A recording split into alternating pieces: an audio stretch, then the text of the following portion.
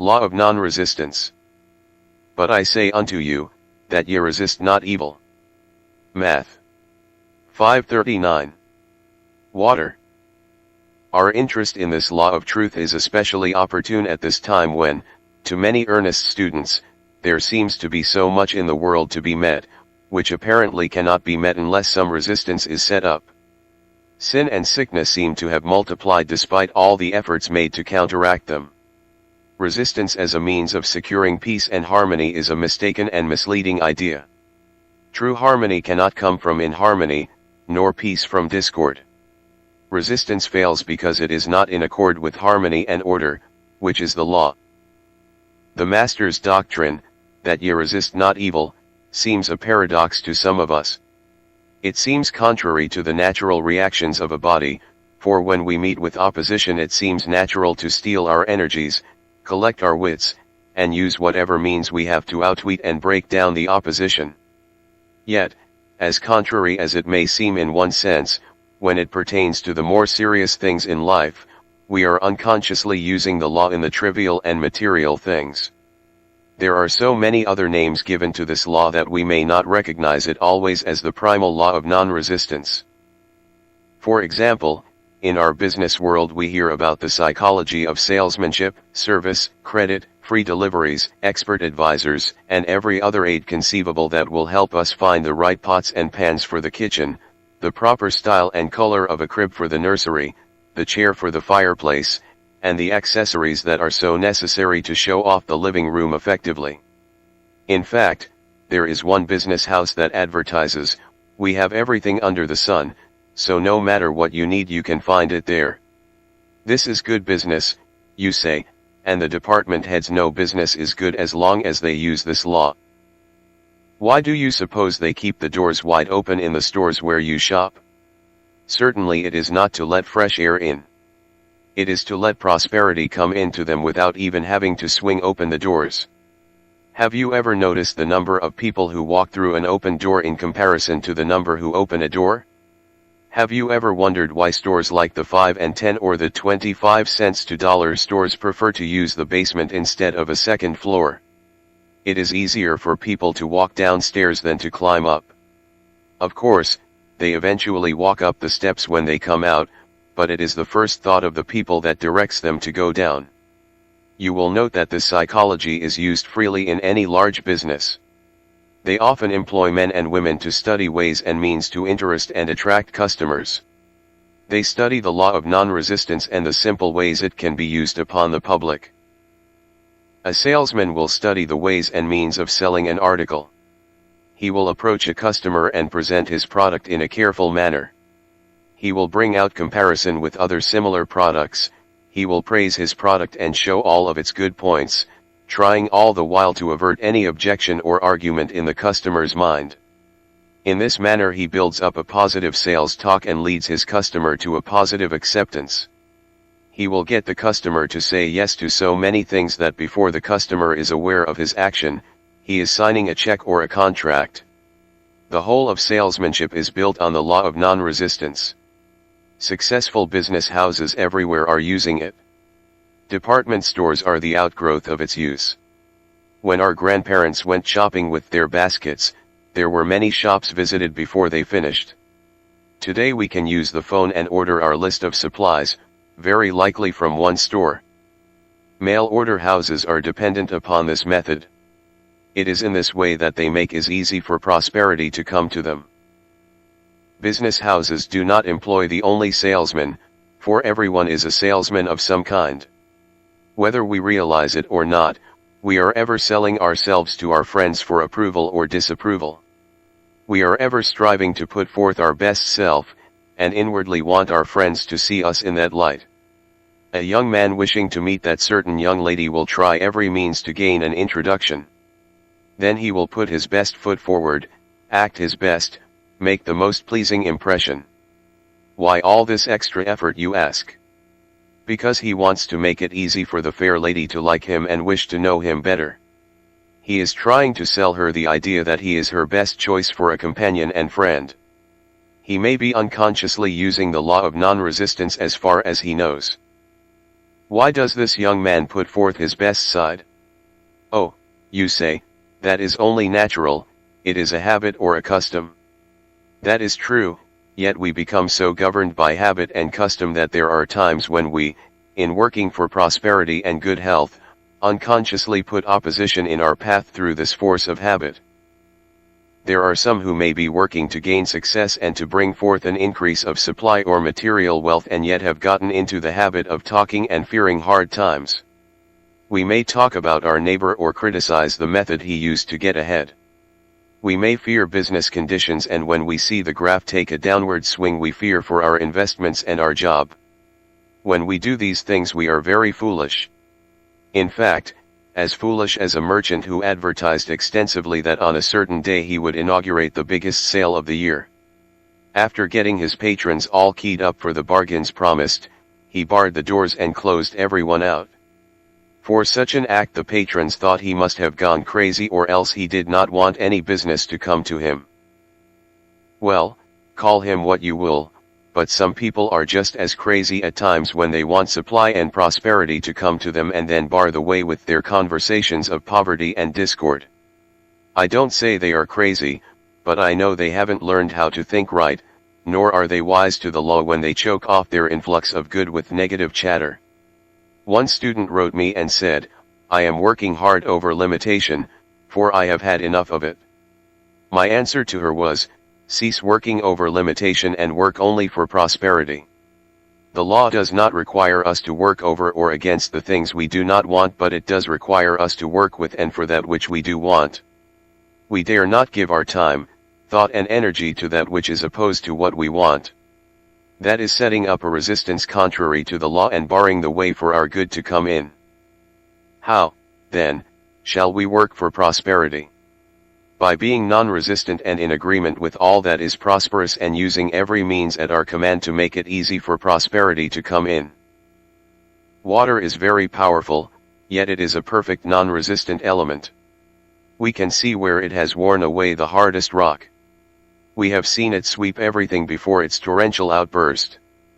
Bridges, buildings, trees, nothing can withstand its force. Yet, note how the great river begins. It starts with a small stream or brook high up in the mountains where the ice and snow feed it in the springtime. Note also that it is a very crooked little stream, nothing like the great river it finally flows into.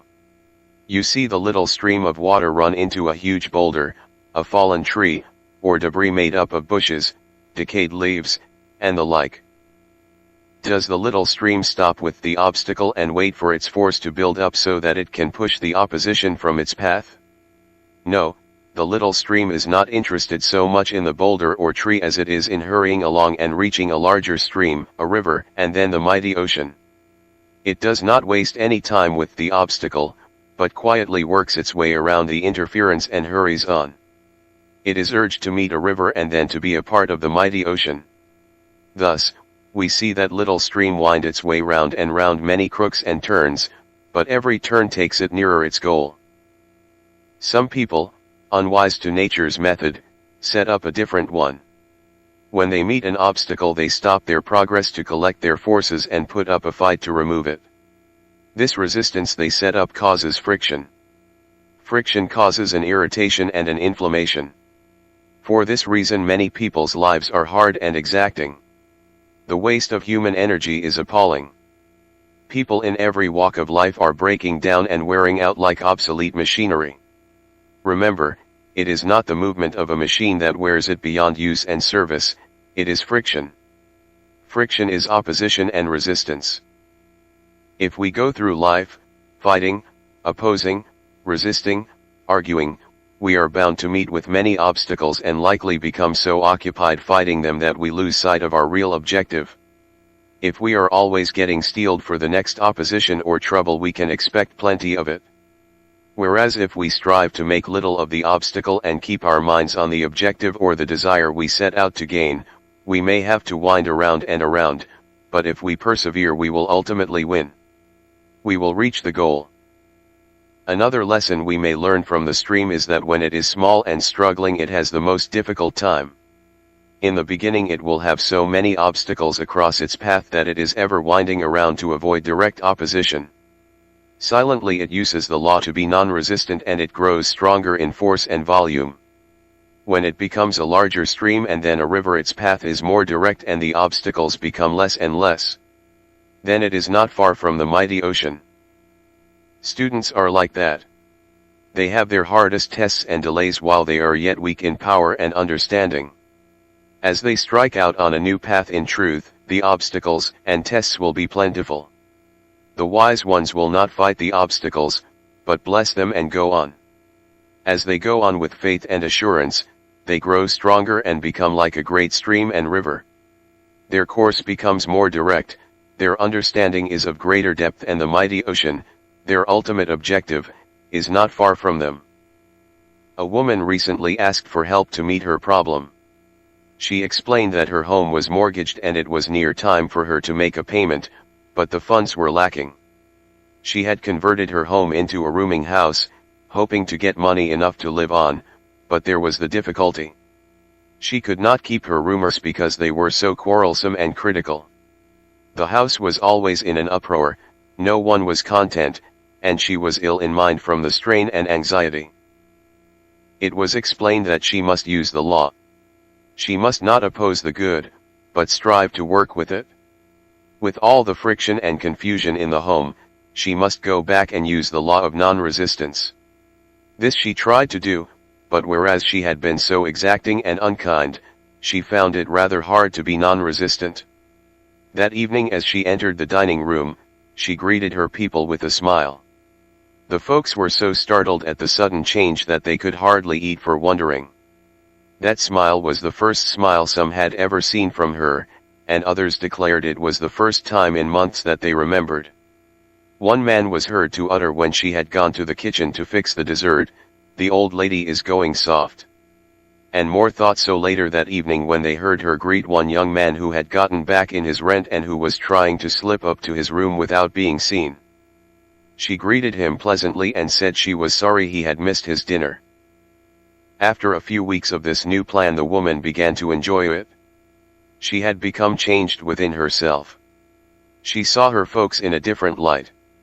Instead of thinking them to be cheats, liars, and a quarrelsome lot, she saw good in them, and she grew to like them more and more as one big family. They, too, became different.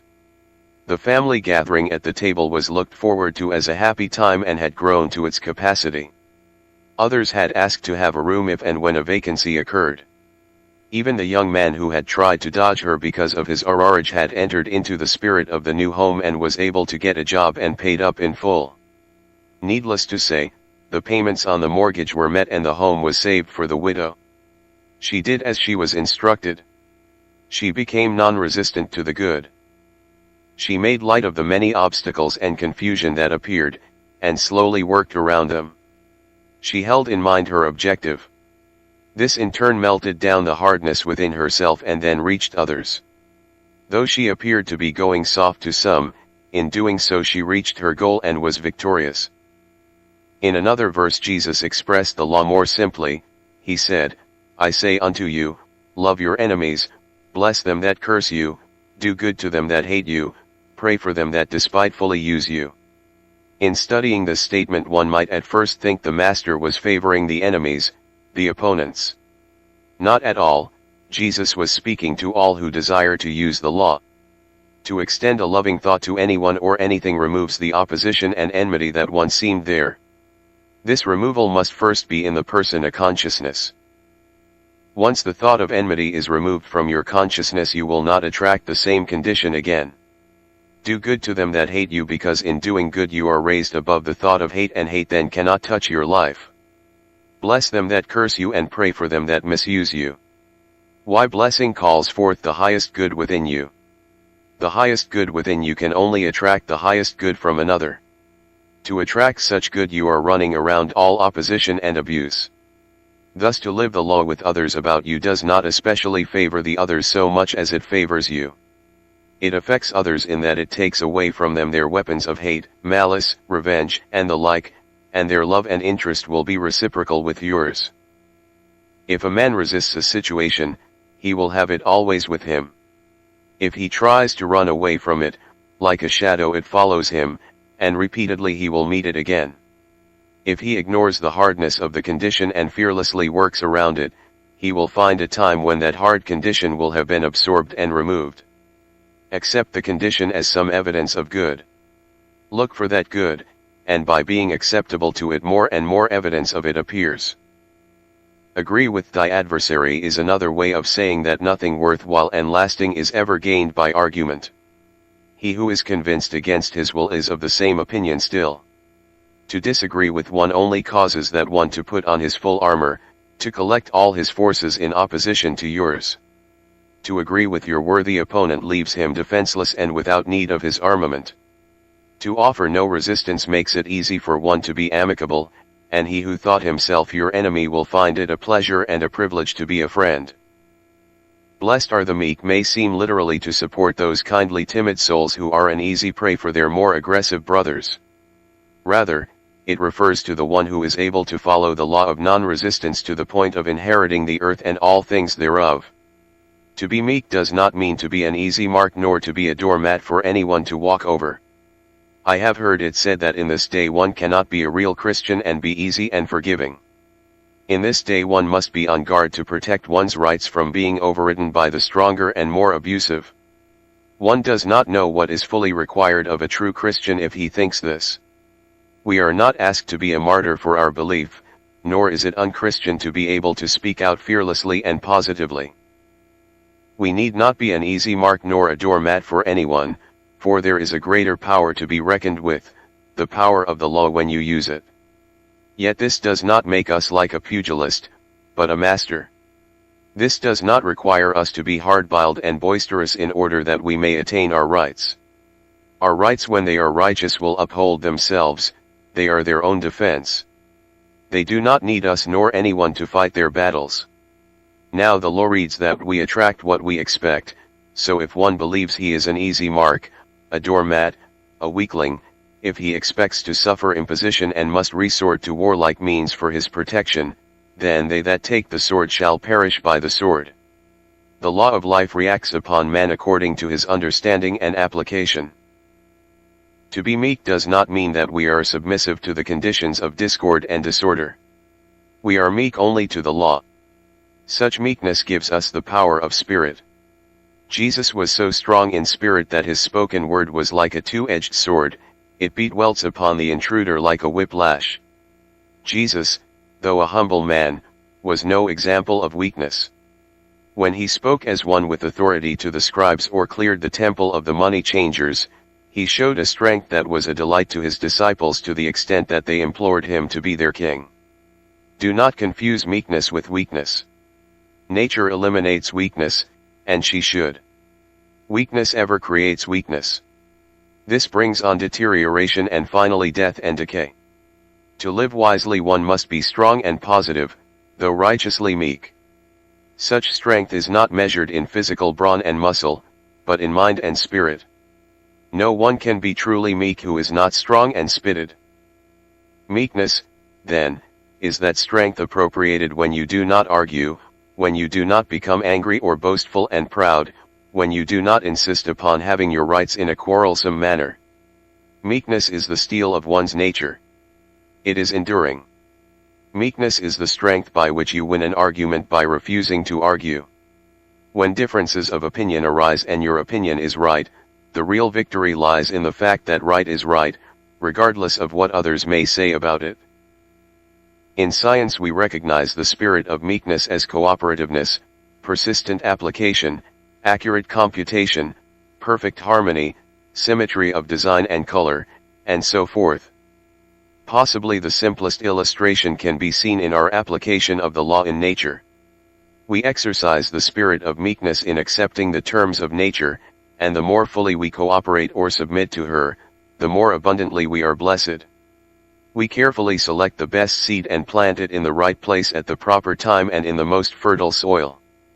Careful are we to water and cultivate the growing plant to ensure a bountiful yield.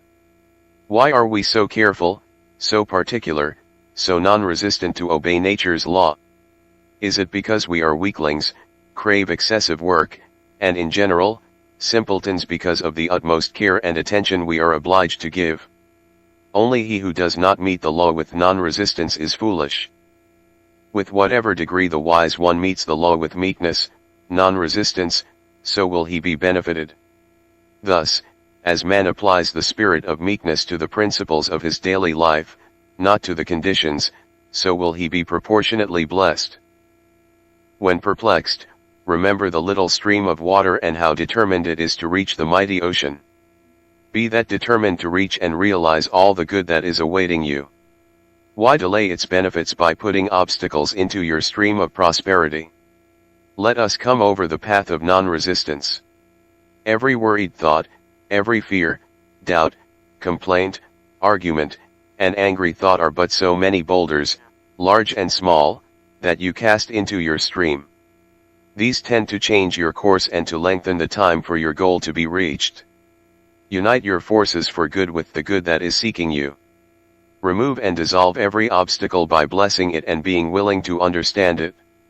Mark it no longer a stumbling block, but a stepping stone, leading to your highest good. Home top.